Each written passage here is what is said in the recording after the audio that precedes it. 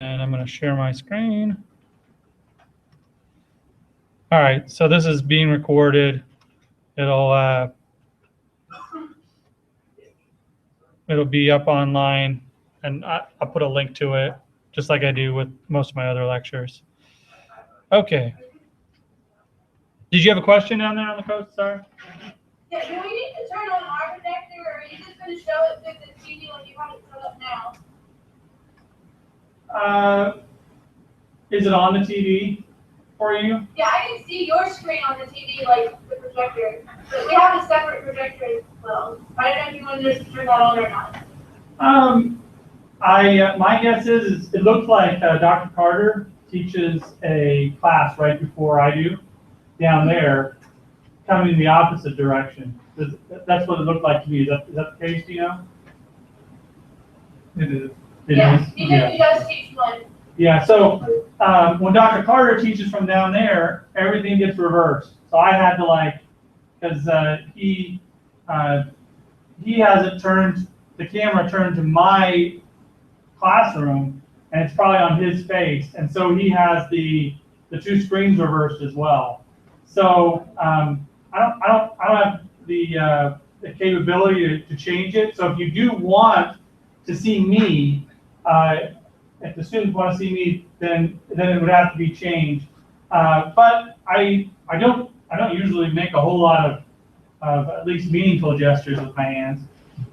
So it probably isn't necessary, but if they want to see me, then you have to make it so that at least one of the projectors does that. And if you don't know how to do that today, that's probably okay.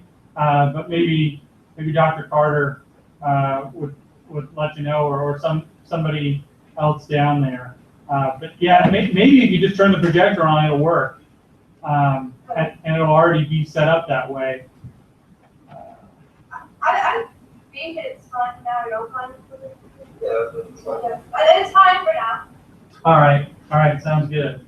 So you can see my screen. We should be fine, and I'll make sure that I point it out with the mouse cursor rather than with my hand, or in addition to my hand, so that everybody gets the same benefits. All right. Also, can you hear me okay? All right. The little pocket microphone doesn't seem like it got charged properly, but there is a microphone. As long as I don't stray from the podium, hopefully you can hear me fine. All right. So we're moving along. Hopefully everybody had an opportunity. It looks like a lot of you posted in the forums on the discussions regarding the comparison of free and open source software versus commercial software for GIS. That was the only assignment that you missed. You can get that pretty easily. Have you been able to get on Blackboard? Then okay, great. So today we are going to continue on that same vein. We're actually still not going to get into any software quite yet. Last time I taught this course, I had a server set up to use as the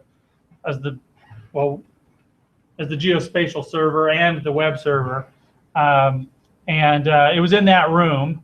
And they've told me I still can't set anything up in that room yet. It's like the last room. It's still got some drywall laying on the wall and stuff like that. So I'm exploring my options as to what I'm going to do. We definitely need an internet server for this class, and so we may just have to have it in the back of this room or something. But in any case, we still don't need one for this lecture. It'd be nice to have one for next lecture, but if it's still not set up till next Monday, we'll be fine. There's a few other things that we can do with just using existing servers that are out there on Thursday if we don't have an opportunity to set it up by then. So, today we're going to talk a little bit more about the entire architecture and explore some existing web maps a little bit further. And today's assignment involves you looking at various web maps and trying to use the skills that we'll teach today in today's lecture and the information that we'll teach in today's lecture to be able to evaluate how they're doing what they're doing. Okay? And so that's the assignment, is to go out and find 2 web maps, and we're gonna practice this in class. So after this lecture, in fact, I included in the readings, so if somebody's not here, they'll be able to go look through the readings. But we're going to talk through the end of the reading together, where we look at some websites and try to explore how they're doing, what they're doing, and offer a little bit of critique to the website itself. Okay, so if you go to the course materials, this time I did create a little PowerPoint for the lecture, and so I'll pull that up. I'll probably be tabbing off of that to actually bring up the examples that I bring up. And remember, this is all being recorded, so if you don't get the exact URL while I'm saying it, don't stress out. If you want to ask me, say, is that an A or a B you just put in, or an A or an E, just tell me. I can clarify that during the lecture. But you'll also have the opportunity, if it's not that big of a deal to you, you can go see it later. And most of the sites I'll go to are in the readings, but not all the sites that I go to are in the readings. So you can pull the reading up and read it. Should get to the point where I get most of these readings done well before I realize that I just posted this information today. All right. Now we talked about this a little bit last week. I'm actually going to leave this out of full screen because like I said, I'll be going back and forth between the web browser in a second. We talked about this a little bit last week, but I want to make sure that we cover this, and we didn't talk about everything in this diagram. Okay. So what we're going to be doing is stepping through the various elements of a web map. Like when you see a web map on a website, what had to go into that to create that? And traditionally, these are the components. There could be a few other components, but those components we could fit into one of these categories just as easily. Okay, so we've got the what everybody sees when they see a web map is loaded onto what we usually call a web client application. It's the top one there. It's the last one that's mentioned in the reading, but we'll go ahead and start with that one. It says web client applications, and it has a picture of a computer, but more and more often, a web client is such a small thing, really, compared to some of these other programs that require much beefier machines, that the web client can actually be running on something simple like a phone or tablet. And so I have a picture of a computer there, but remember that a web client, what we're talking about there is a machine that's running a web browser. And the trend in today's world, more and more often, is to use a web browser or what they call on a mobile phone device a native app, right? There's some other thin clients out there that also run as like plugins to web browsers, but those are becoming less and less common. Okay. What do I mean by that? Like basically, I'm talking about like Flash and their buddies. Okay, those are becoming less and less common, but there are still web maps that are developed for Flash that we'll talk about, but we're not going to develop any web maps using plugins like that, because it's kind of a hybrid between a web client application and a what we call an internal client application. I'm going to move on to the second slide here real quick to make that distinction. Okay. So when you use ArcGIS or ArcMap or QGIS, you're using an internal client application. This client application reads data directly. It can read binary files. It can do things that are much more complex in nature. It can run. It usually houses all the code for inside of itself for symbolizing and for doing analysis all there on your desktop machine. Your desktop machine, when you say, I want to do an intersect or a union, or you want to load a layer in, it doesn't go out anywhere else. It runs code that you installed on your machine in order to do that. And so it allows for more intensive computations. Like I said, some examples are ArcGIS and QGIS. There is a role for that type of software in the realm of web mapping, and that is in the preparation of your data. We're going to get later in the lecture. I'm going to make a statement that says you should do whatever you can to your data in advance of people actually consuming it. It'll make more sense when we get to that point, but we need to get our data ready to be published on a web map. Oftentimes, the version that we're using daily in a GIS shop for producing maps or doing this and that is a different version of the data that actually gets published. Okay. All right, so preparing data and handling data, organizing data that is going to be used for an internet us as a class are still going to be using an internal client application, or sometimes we call them thick clients. Okay? Thick clients meaning that they're actually a lot of computer code that's compiled. Okay, we usually can't see the code unless it's free and open source software, and we can go check out the code. That's in contrast to what I talked about earlier, the top of this diagram right here, the web application client. Now, the web application client can have functionality.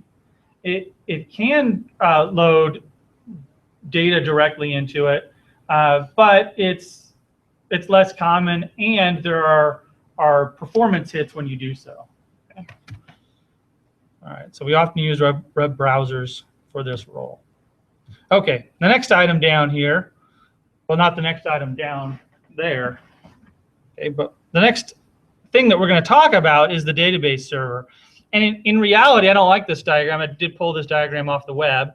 I think that it should have a connection here to administrators and local internal client applications. Okay, should go to your database server and to your file server, because you're using the data on your file server or your database server, or at least even if you're storing the data here on your local machine, in order to once you get your data prepped, once you get your data prepared to serve on the internet, you have to move it here somehow. So there should be a connection between your internal client applications and your file server or your database server.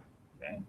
So your file server, your database server simply contains the copy of the information that you're going to then provide on the internet.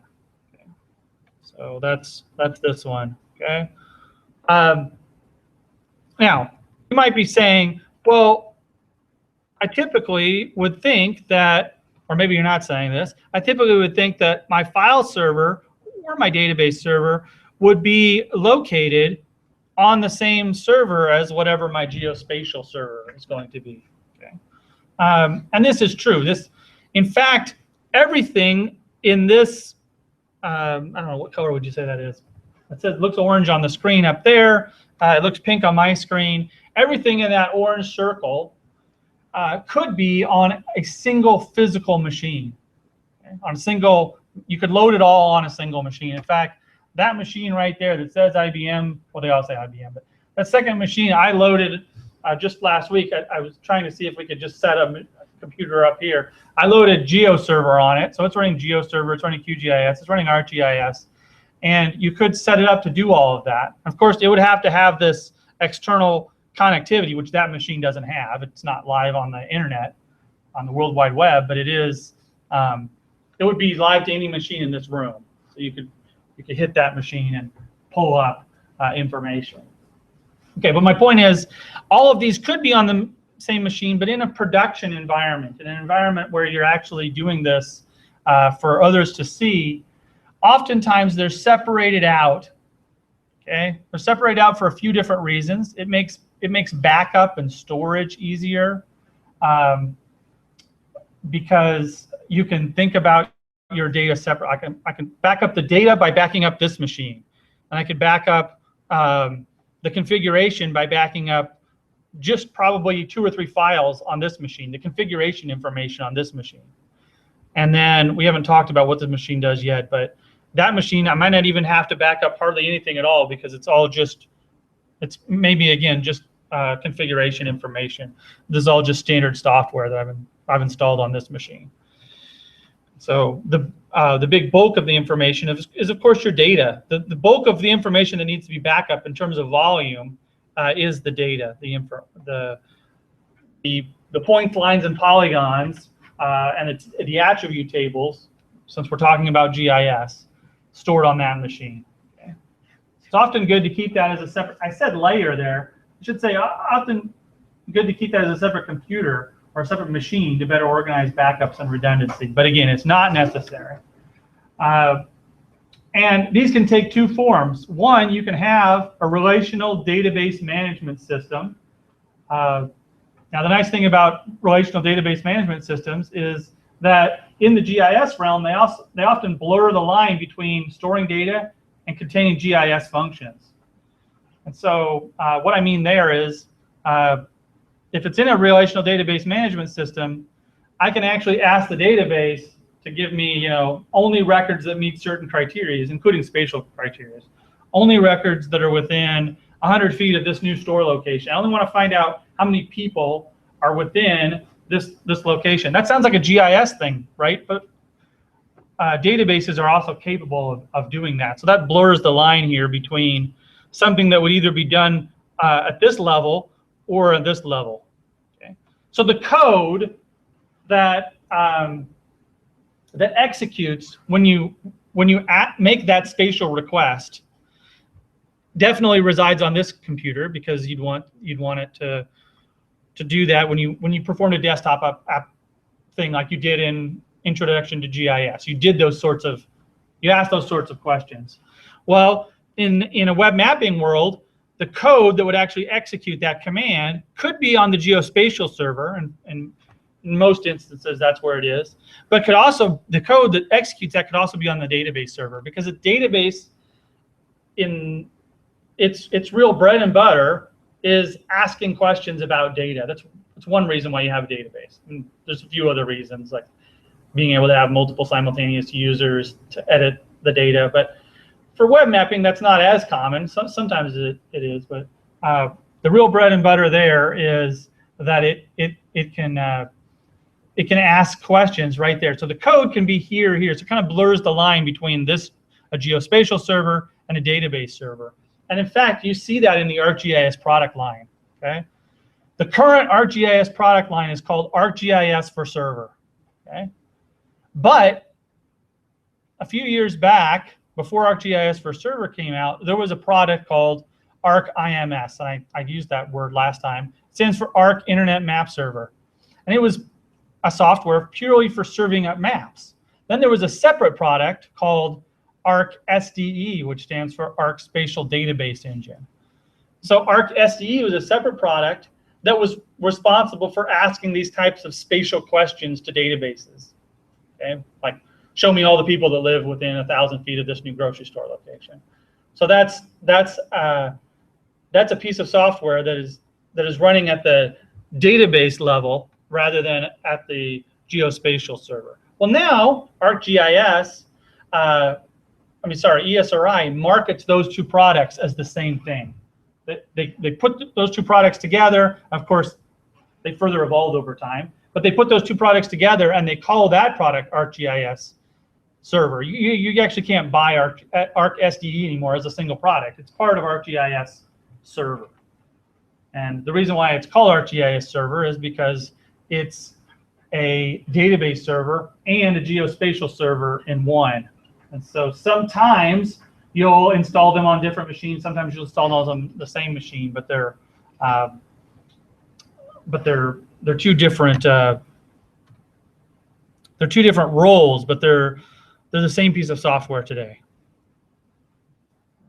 Now, you don't have to store your data in an RDBMS. In fact, there's a little bit of a performance hit if you do. Okay, If you're going to take advantage of having a lot of those spatial type of queries, then it works great. However, if you're just retrieving data, even running simple queries like show me all the records that are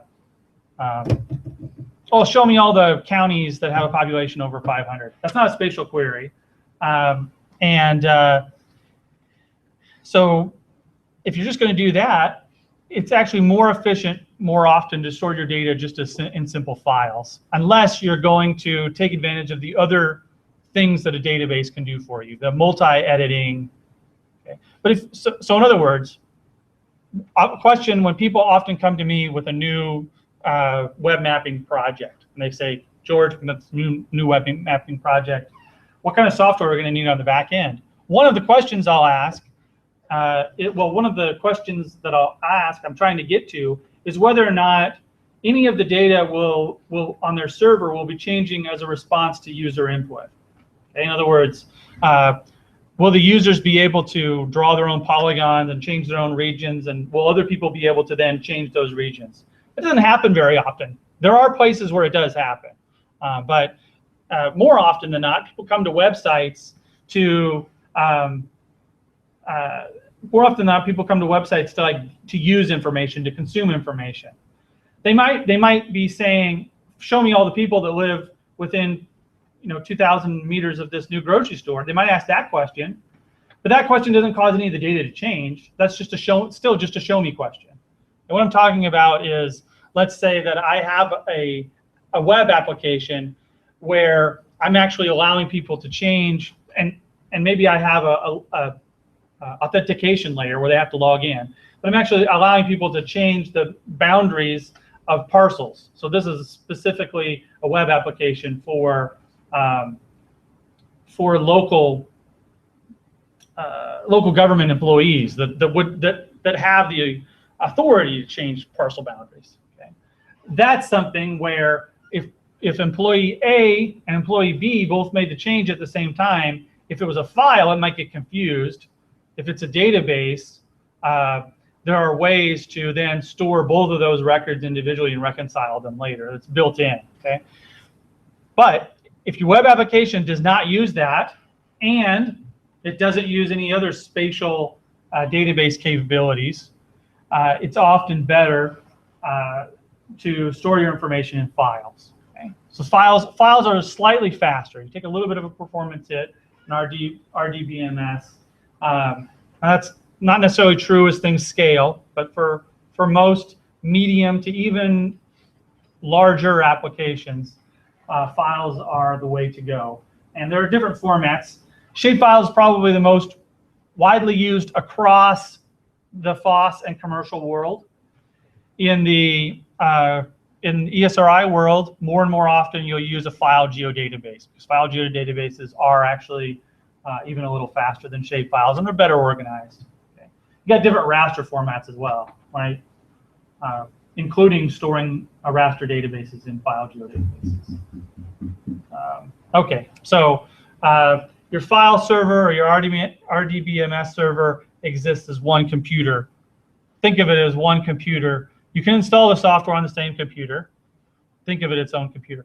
Another way, another reason to do these as separate computers is, I don't know if you've ever even had this experience, but who's ever upgraded Windows before, or upgraded something and then something else didn't work?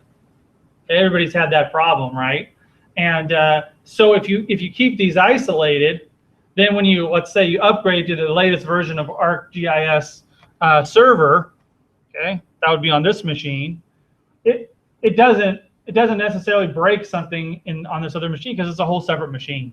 You're not you're isolating the functionality. And in today's world, this is actually easier than it was in the past. Who's heard of virtual machines? So it is possible. In fact, several of the projects that we're working on here at USM, there's a single physical machine that has a separate layer, has a separate virtual machine on it. One's running a database, one's running a geospatial, and one's a web server. Or sometimes we combine, I would say out of all of these, the web and the geospatial server get combined the most often. But they could all be in a separate virtual machine on the same physical machine. The nice thing about that is when you want to upgrade, the machine is all just boiled down to ones and zeros on your computer. So when you want to upgrade your hardware, you order a new piece of hardware, and then you migrate those machines over to the new piece of hardware because they're not actual physical machines, they're just virtual machines.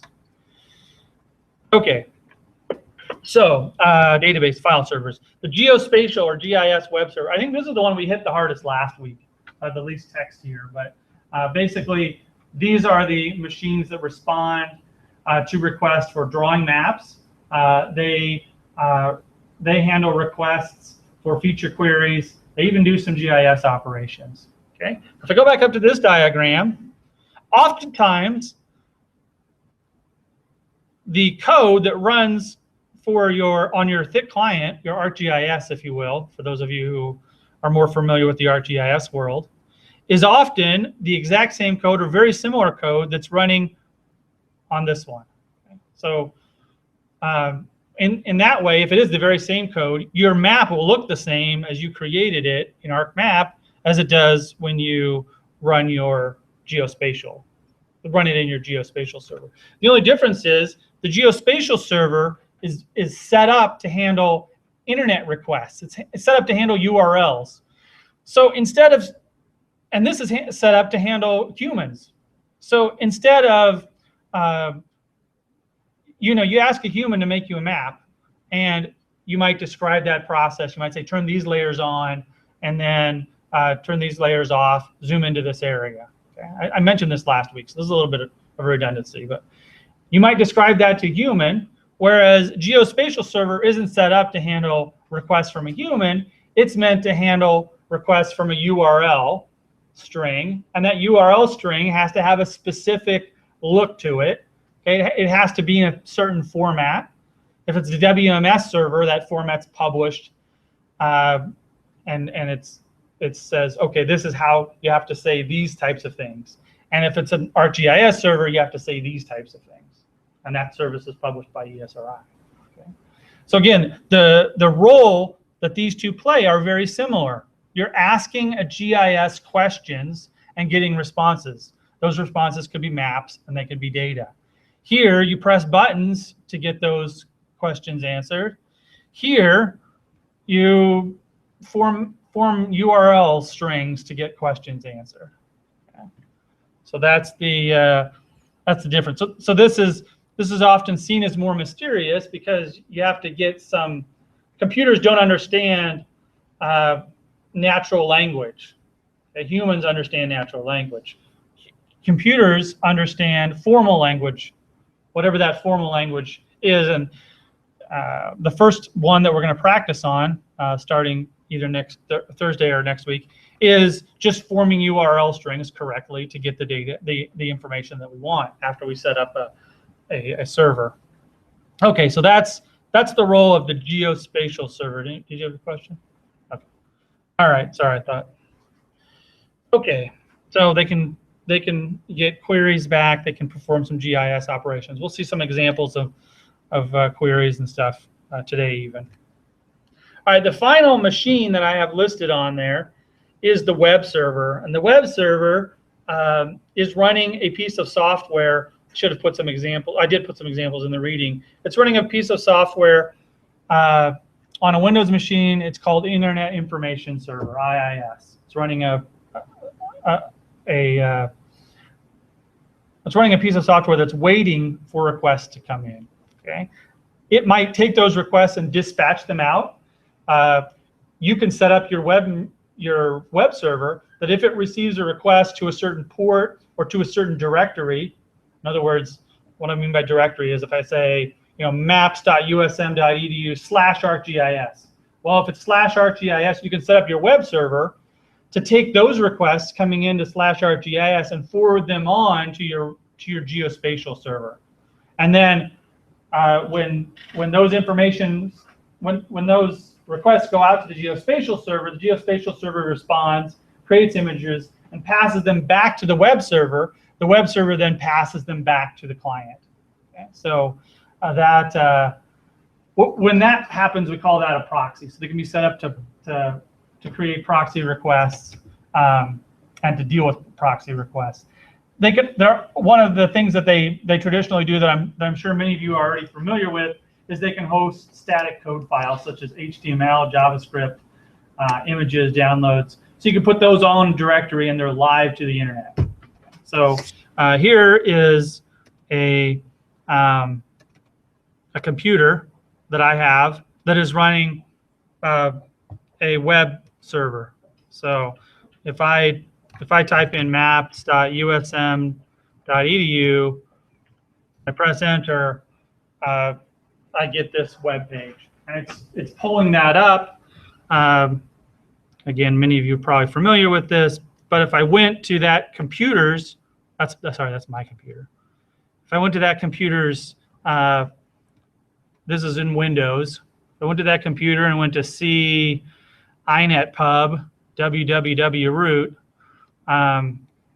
This page right here called index, if I open that up in Notepad, this contains the text that you see on that web page.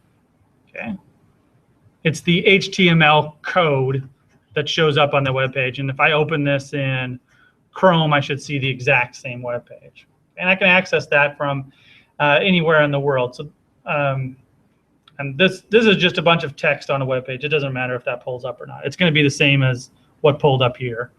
Okay. So this server was originally set up to house a mapping application, which I don't even believe is running anymore. This was like 3 or 4 years ago. Nope. I mean, it shows up, but none of the data shows up. So I know that the that the web server is doing its job. The web server is doing its job here, but the geospatial server, it's making some requests to a geospatial server that was supposed to create some layers here, and that geospatial server doesn't work anymore. It's been down since this is 5 or 6 years old. All right, so that is so that finally did come up there. I need to close it.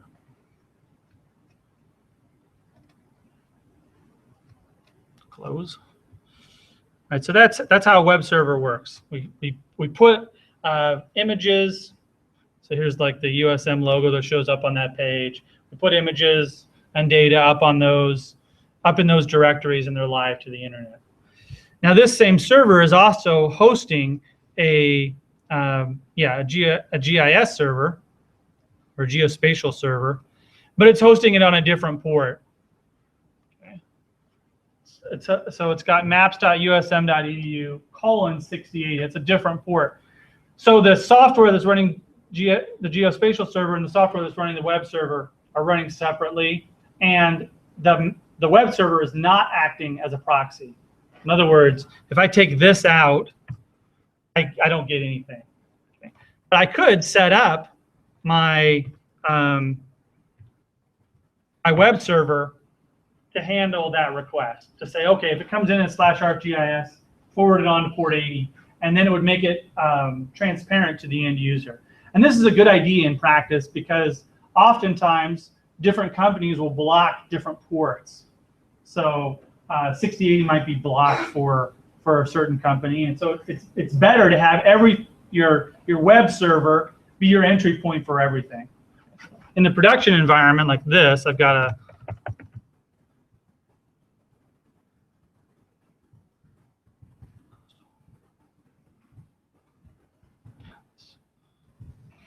I'm a horrible speller. This is another project that we work on here at USM.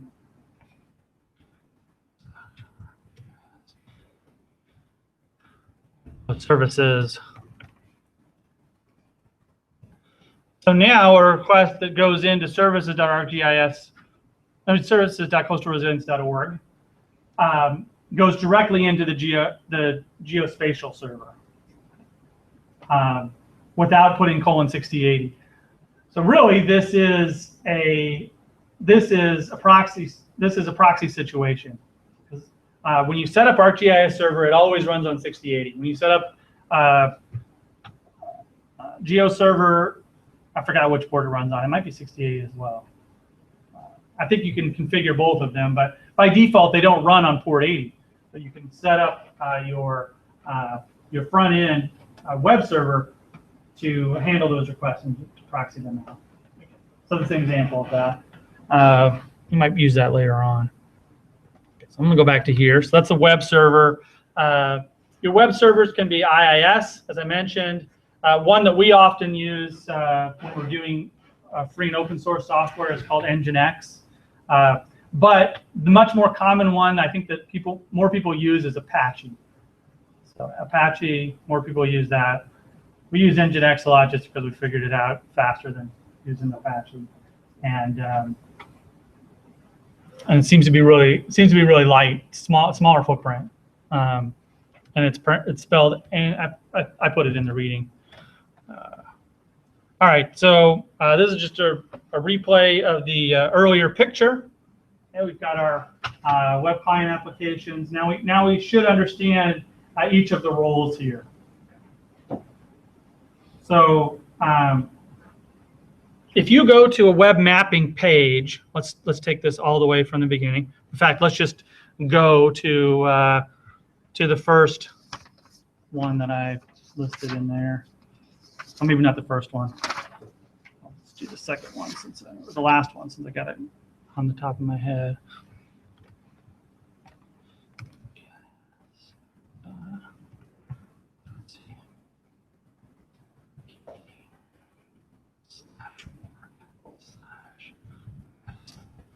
Okay, so if you go to a web page, that's .org. Sorry, you go to a web page that has a web map loaded. If you go to web mapping application, we're going to call these web mapping applications. It's a computer application. It does things that computer applications do. Okay, but it's on the web. It's a web app. If you use a web app, if you go to the web app, the first thing that happens is it loads HTML and JavaScript code that exists on a web server. Okay, so that's the first thing that occurs. The second thing that happens is as it's loading that information, oftentimes there's code that contains requests to other web servers or to other servers. There's code that contains a request to load the tiled imagery. There's code that is requested to load the thematic information. Okay? In fact, that's the next thing in the slide. So we've got a base map. We've got thematic information. In this case, we're showing county boundary and congressional districts or supervisor districts. So we turn off the supervisor districts. We don't see those anymore. Okay. All right. So back to the PowerPoint presentation for a few minutes. I'll come back to this slide. So that's what I was getting at. Is base maps. Often they're tiled map services. We talked about what tiled map services are last week. They've been built ahead of time. I skipped a slide. I'm sorry. Gotta go back to this slide for a second. All right. When we build our web map, we have to consider a few things. And when we go about to build a new web map, the information that's contained on our web map, we could supply all of that information. We could actually be responsible for everything that's within this orange circle, or whatever color it is. We could be responsible for all that information. And we could be responsible for all that data. However, more and more often, people rely on base maps that come from other providers. Google is a big provider of base maps. ESRI is a big provider of base maps. Also, let's say I wanted to make a map of, and we did this in the last time in this course, we might do it again. I want to make a map of all the recent earthquakes. Well, at USM, do we have an earthquake center that is constantly monitoring earthquakes? No, we don't have that, but somebody out there is actually monitoring all the earthquakes, and they've created a service. And that service, when you type in a URL, it lists out all the earthquakes, their magnitudes, their latitudes and longitudes. So it'd be nice if we could make a web app that put those on a map. And in fact, you can do that, okay? In fact, lots of people have done different variations of that same thing. And so our data for a single web app, it may come from multiple sources, which are located all over the world. Okay? We may or may not be in control of the formats that they're going to be in.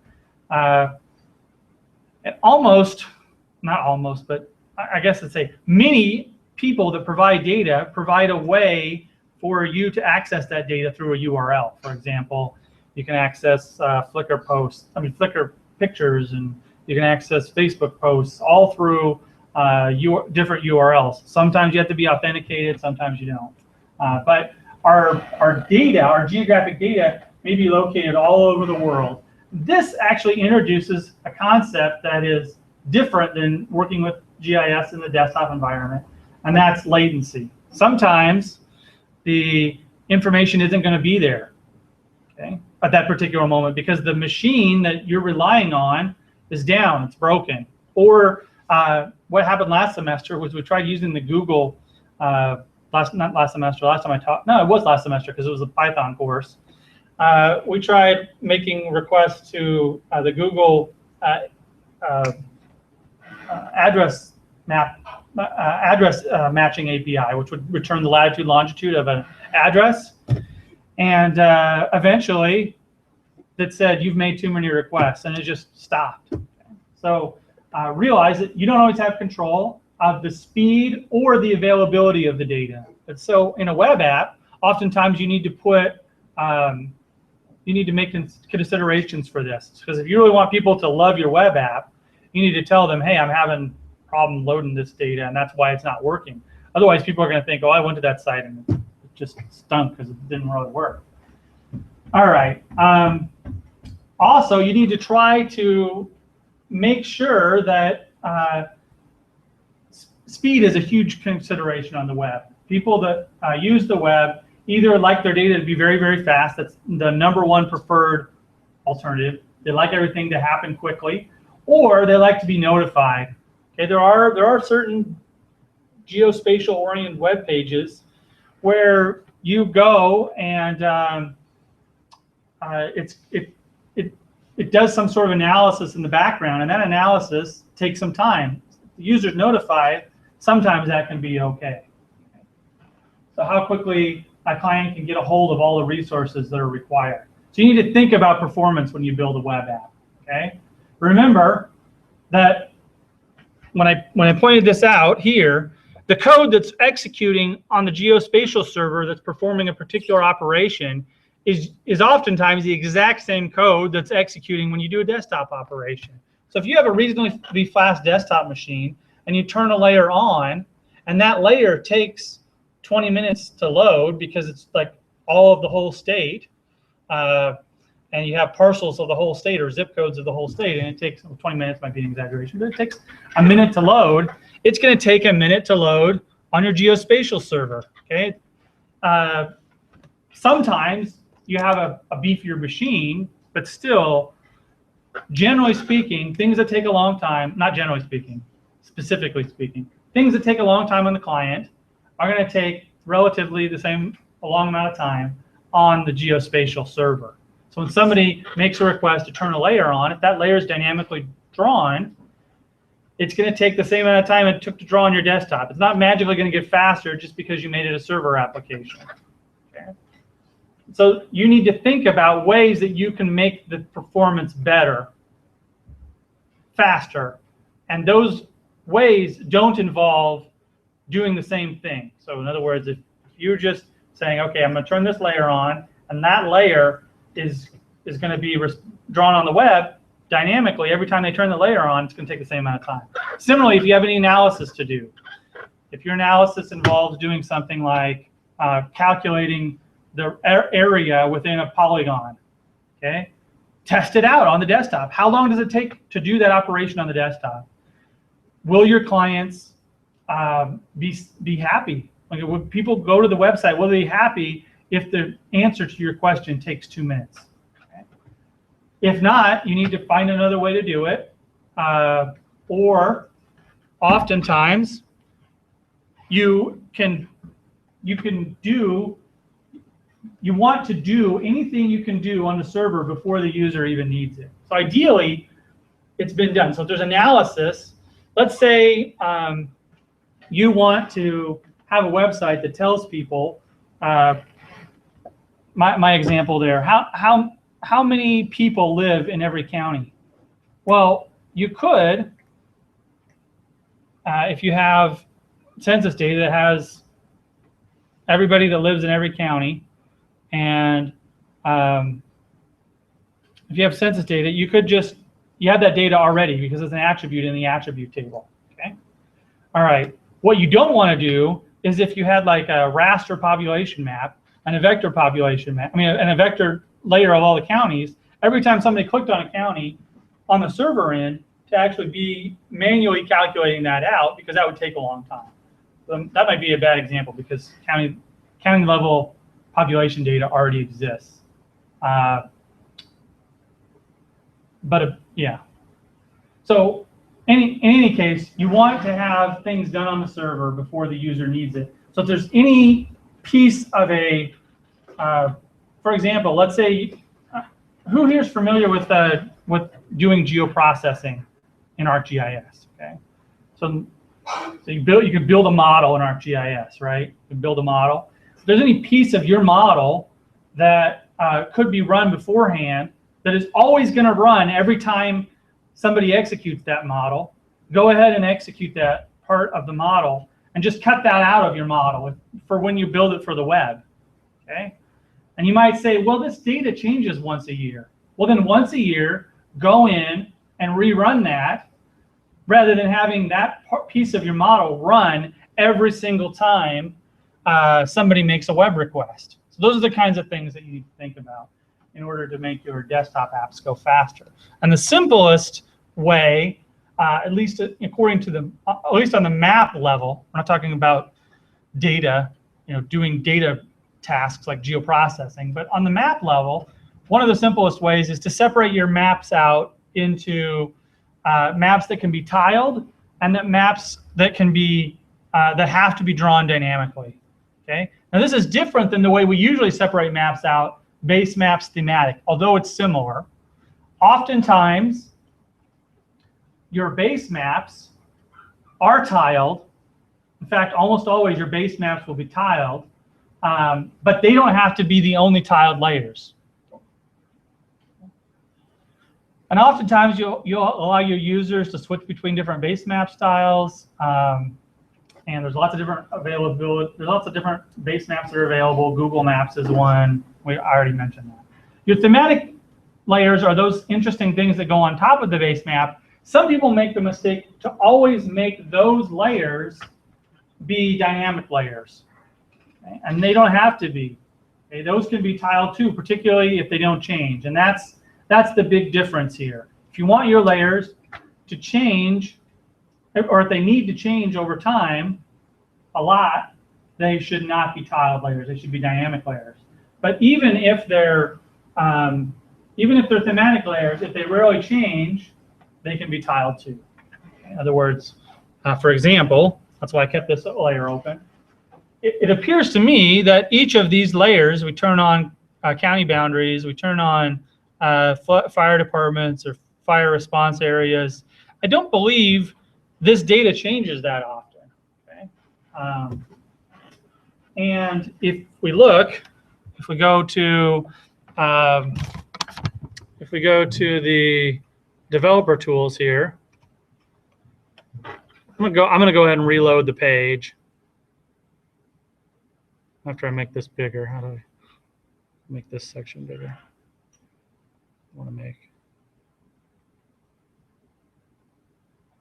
I don't know how to make that section bigger, but this is under network. Okay, if I go into network, I'll see the time, which I'm not really too concerned about the time everything's taking to load. I'm more concerned with what requests are being made. So if I refresh this page, you'll see all the requests that are being made to different services. Okay. And if you look in here, you'll see a longer URL, and that's the URL that goes to the overlay. If you can't find it right off, which I'm not being able to find it right off, go ahead and turn on another layer. Let me see if I can find it real quick. There's one. I'm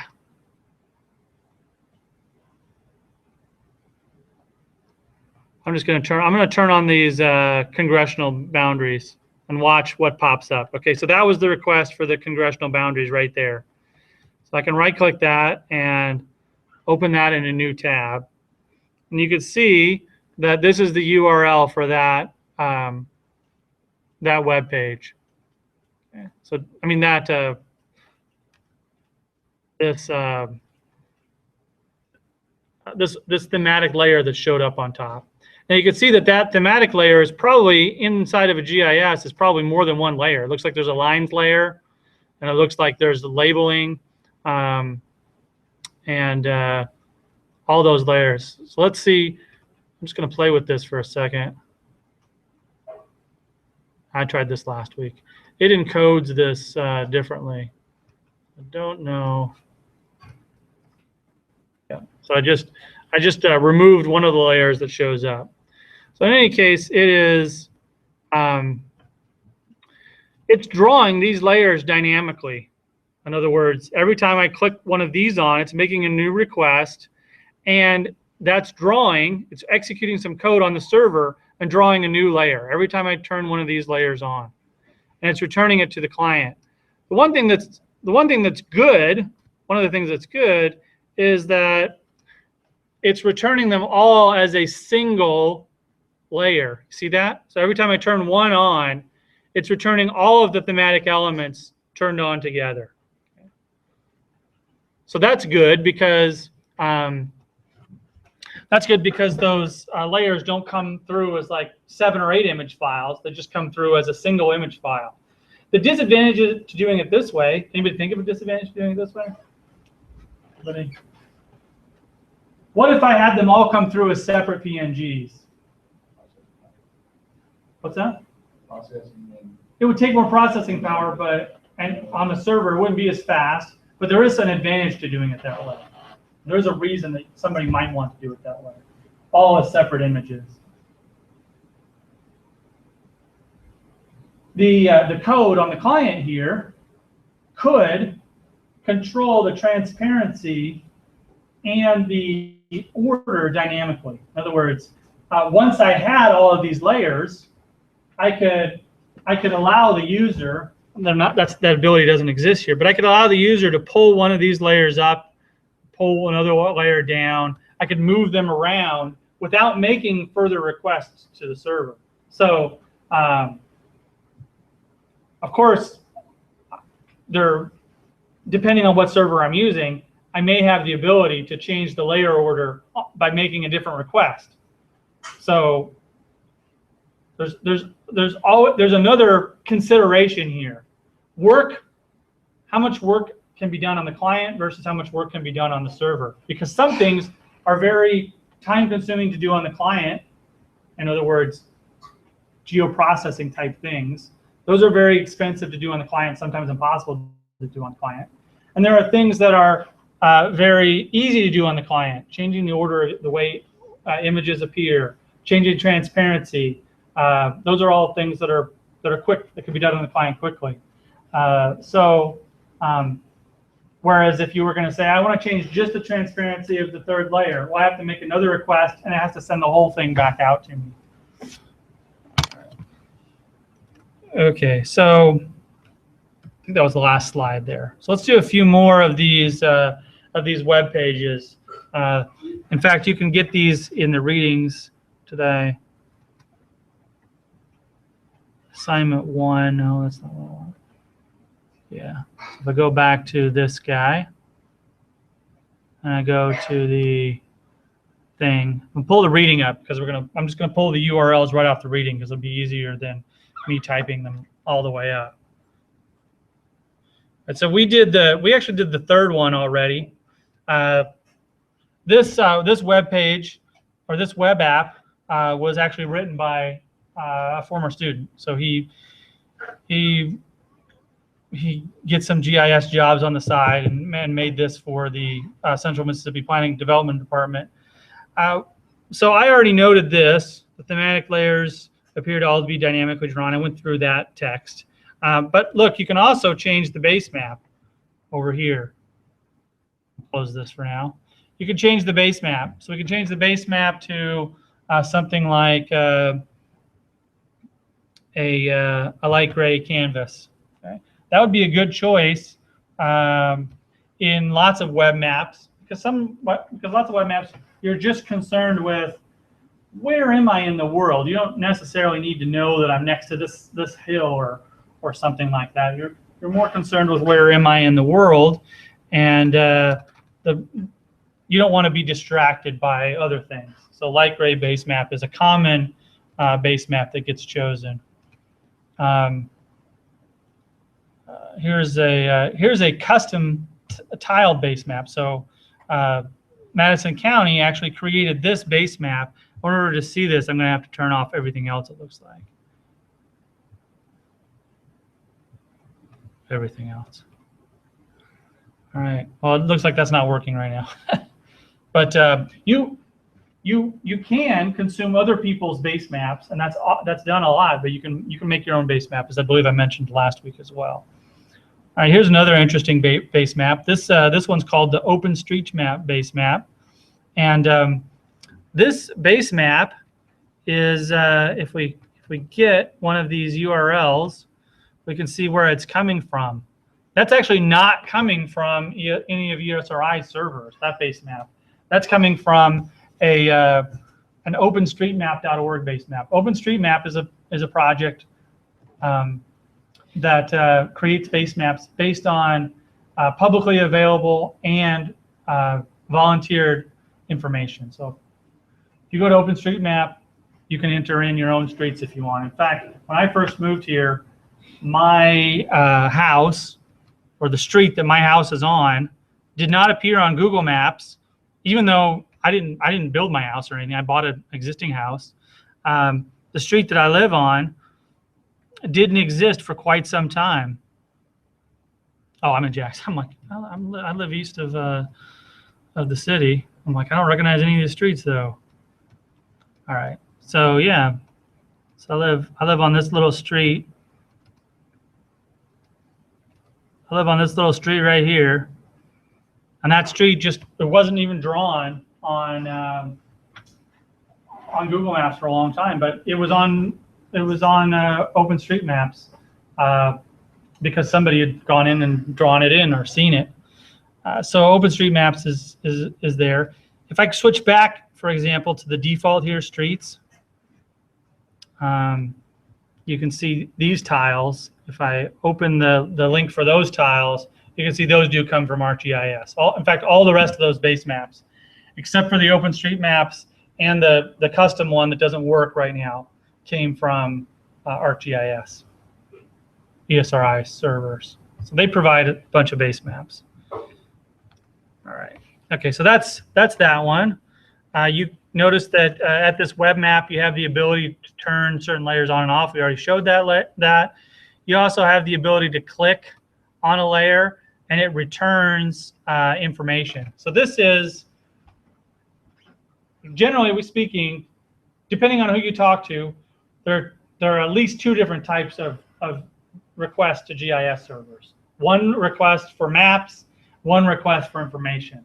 Sometimes people break the information requests into ones that just access the information to ones that actually run some GIS analysis on the background. Okay. So sometimes that's called server geoprocessing. So this wasn't a geoprocessing request. It was a simple query. It's a spatial query. When I clicked that point, a request was sent out, and the request looks like this. If I open this request up in a new tab, that request was sent out, and then, sorry, this is the response that came back. The request was sent out. This is the response that came back. And it basically said, you hit a polygon. And your polygon was a congressional district. These are all the attributes for your polygon. Then my web app, on the front end, my web app symbolized that polygon it got back in yellow. And it popped up, that pop-up, and provided the information that you see there, what congressional district it's in, and the other information. Okay. Oftentimes, when I say sometimes you have a separate copy for what appears on the web, oftentimes the name of various layers are not, the name of various attributes aren't appropriate for the internet. Some of them, you don't even want them on the internet. So you have some attributes that you don't want shared online. And so you have a different copy that doesn't have all that information. Okay. All right, so that's, I think that's that site. Everything I wanted to say about that one. Let's go actually up to the first one here. Oh. I made a comment about trash blowing around on the roof, and then somebody's coming and cleaning up the trash. Hope I don't have a microphone on me that it's going downstairs. All right. So this is another web app. Now this web app is actually using some open, but also some commercial.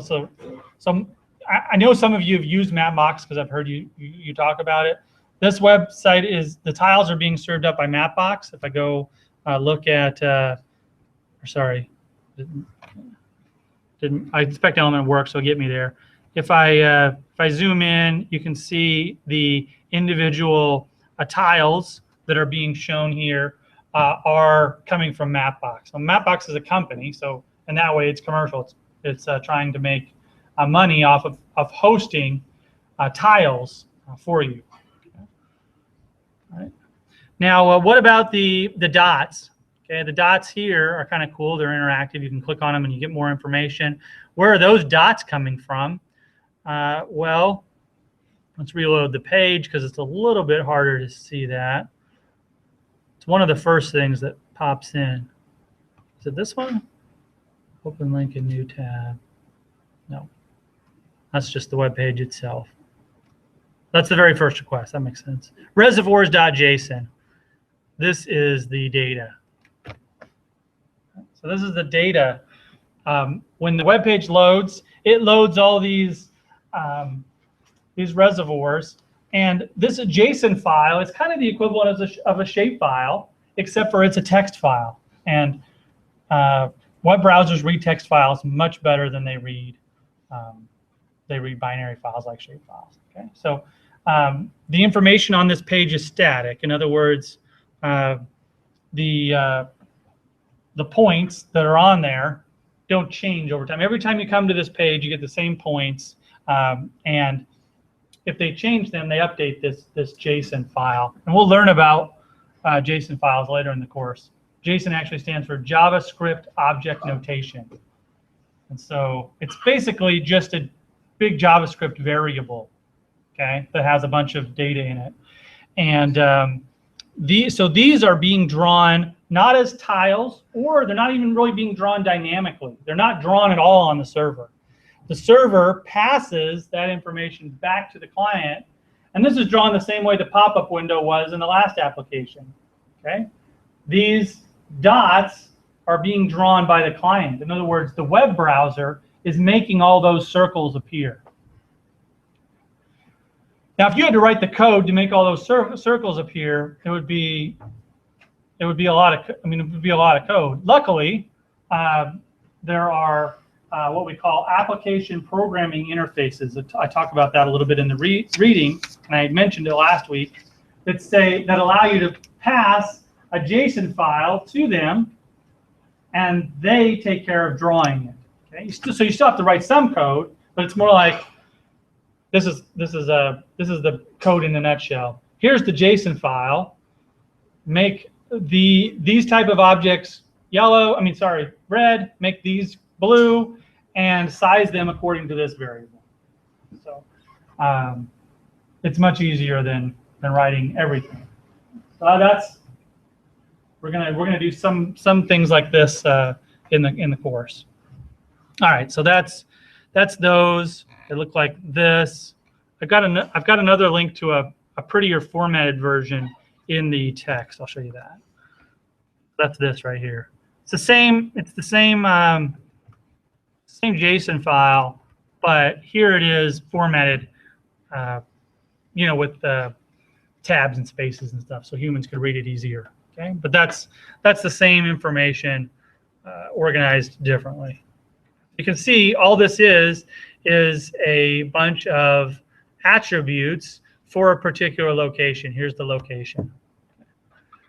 So the code that executes takes this location, puts a dot on the map at that location, and then symbolizes, I believe, according to capacity, maybe that's volume. Oh, conservation capacity or something. Anyway, it takes one of these and symbolizes according to that. Okay. So that's how that's working. Okay. There's a few different things that you can do with this map. You can zoom in and out. As you see it, you can click on these, and it shows a little pop-up window that just gives the name, but all the statistics are then over here. Well, it moves that to the top. So here it moved Elephant Butte Lake to the top. Here it moved Red Bluff Reservation to the top. Also, I can go the other way where I can click on this side, and it'll take me to that layer. So one of the things that I think that most people like about web maps is that they're focused. Okay? So this is an example of a focused web app that presents some concise set of information. It's neat because I can come here and I know what the purpose of the web map is. It's to help me to explore these reservoirs, their capacity, and whether or not they're growing or shrinking. Okay, I can see that right off. The Central Mississippi Planning and Development District app is more of a general purpose app. It doesn't have as much power. It's more about just seeing what's there. Okay, so this web app, and oftentimes simple web apps are easy to create anyway. They load faster because we're not talking about as much data, and it's very easy to isolate the different layers and make some of the layers be things that don't change, like the base map here, so that that'll keep the website loading even faster. Okay, here's the final one.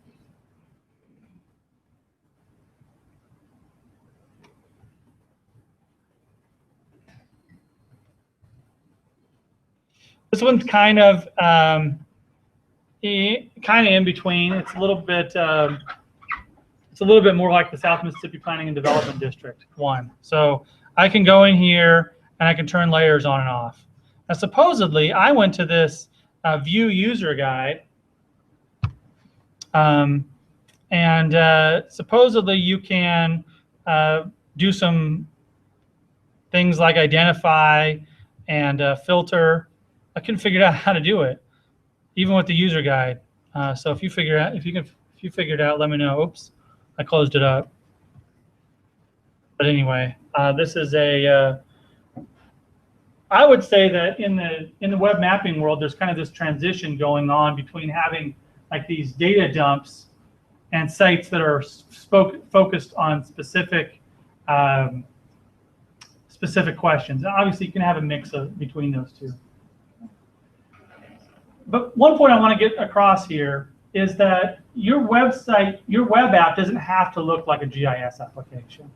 It doesn't have to. It can. In this case, it very much does. We go in here and we turn layers on and off by checking them. Okay. And we have a legend on the side. Okay. But that doesn't have to be the way it is. We could have, with the second application that I showed, the one with the reservoirs, I didn't have to turn anything off or on because I was only looking at a certain thing. We could have a very focused application where we're looking at here. We could still be looking at breeding bird survey trends, but let's say we had a web app just for looking at that, and we wanted to look at it through time. Instead of having check boxes, it might be more appropriate to have sliders. Okay, we're sliding through time. So we got a slider that goes from 2000 to 2010. We slide through time. Just a few different considerations. Consider the design of your web app that you're thinking of building. In fact, next time we meet, that's one of the things we'll talk about. We're going to have you kind of scope out the project that you'll do for this class. Okay. All right. Let's see. I think I talked mostly about that. All right, so there's a few other maps that you can look at to keep practicing. One of them is our map for USM campus. In fact, I'll just take you there right now. This is very close to the URL I showed you before, but this is different. This is map.usm.edu. Now, I don't do this. The university does maintains this website, and this website, I don't know who's used this website before. Okay. This website doesn't use any in-house GIS. Okay. What they're doing is simply using Google's base maps and Google's ability to put dots on the map to create these maps. So when I say, okay, I want to see Arthel Kelly Hall, anybody know what's significant about Arthel Kelly Hall? Is there still somebody here that knows? Really? What's significant about Arthel Kelly Hall? Right, yeah, so about 7 or 8 years ago, we moved over from Arthel Kelly Hall. Arthel Kelly was a professor in this department. He passed away within the last couple of years, and he left enough money to the university that they renamed that building after him. So that building's still named after a geographer at the University of Southern Mississippi, but we're not there anymore. It's criminal justice. So, Arthel Kelly Hall is right there. So when I click on that map, if I go here to look at the tools, JavaScript console, I go to network. The only thing that was requested is the closed hand cursor. So in other words, when I clicked on that, I got the little closed hand. You see the closed hand that looks like this?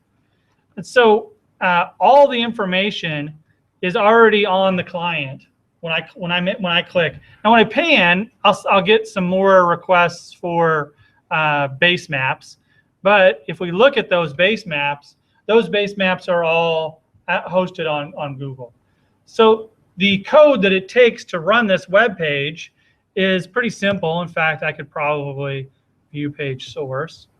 So if I had these files right here, I could take this website and put it anywhere in the world.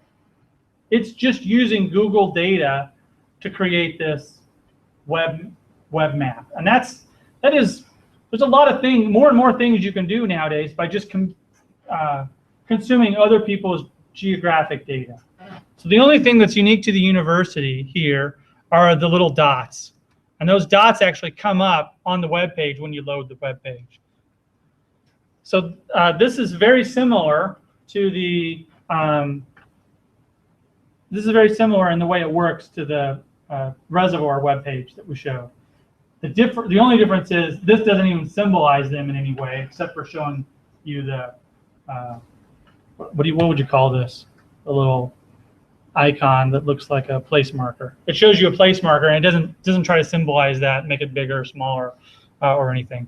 But this is using the Google Maps API, and I already took it down. But the reservoir one is using Mapbox, which is using a Leaflet API. So Leaflet is an API for for requesting lots of free and open source base maps. I'm not positive. I don't know if you can request Google Maps from Leaflet or not, but I know there's another open source API called OpenLayers. I know you can request Google Maps there. But in any case, this is very similar in nature to the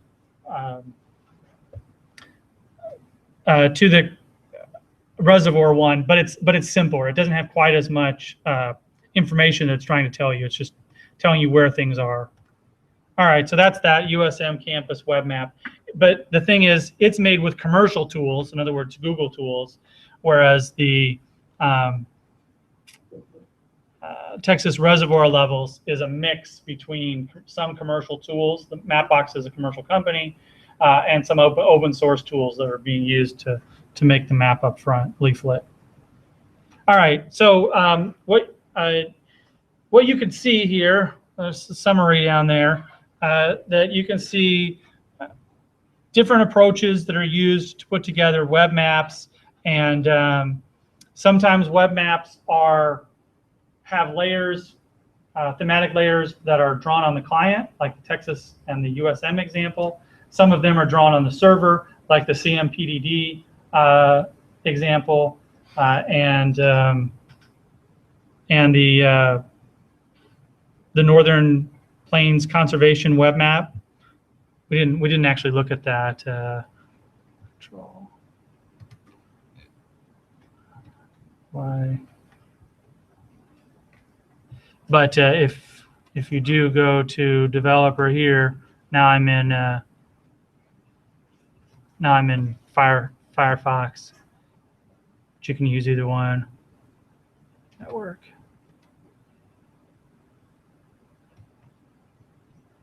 Let me turn on one of these layers, this bison layer potential. So you can see where these layers are coming from. That one must have not had anything in it. But I'm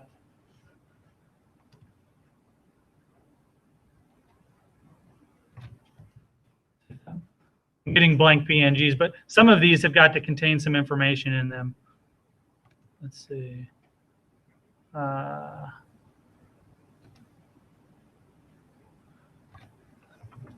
Another blank one. Anyway, some of those will have that red information in them. Some of these are like, I'm probably pulling the ones off the side of the map and stuff. But the if you could see where they're coming from Carto CDN, and there's another cool website called CartoDB. It's kind of like ArcGIS Online, but it's a different alternative. Okay, ArcGIS Online lets you host data and display it on different base maps. Well, CartoDB is a similar product, but it's not run by ESRI. So anyway, that's where this company, the Plains company, is hosting their tiles. You still have to pay them to host your information there. Okay, so what I want you to do, we can go ahead and look at this really quick, is go to this is the assignment for today.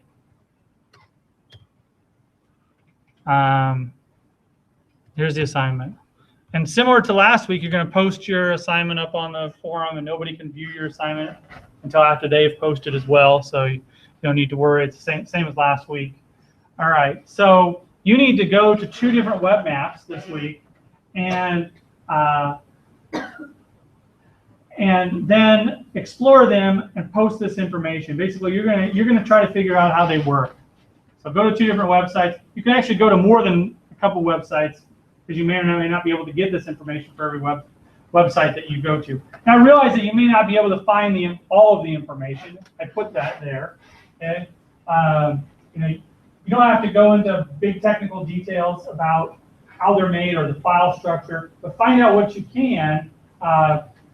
Does it use tiles? Does it use images drawn on the fly? You can usually tell that from the URL, okay, of the requests that are made. If the request has ///.png, some number slash some number slash some number.png or JPEG, it's tiled.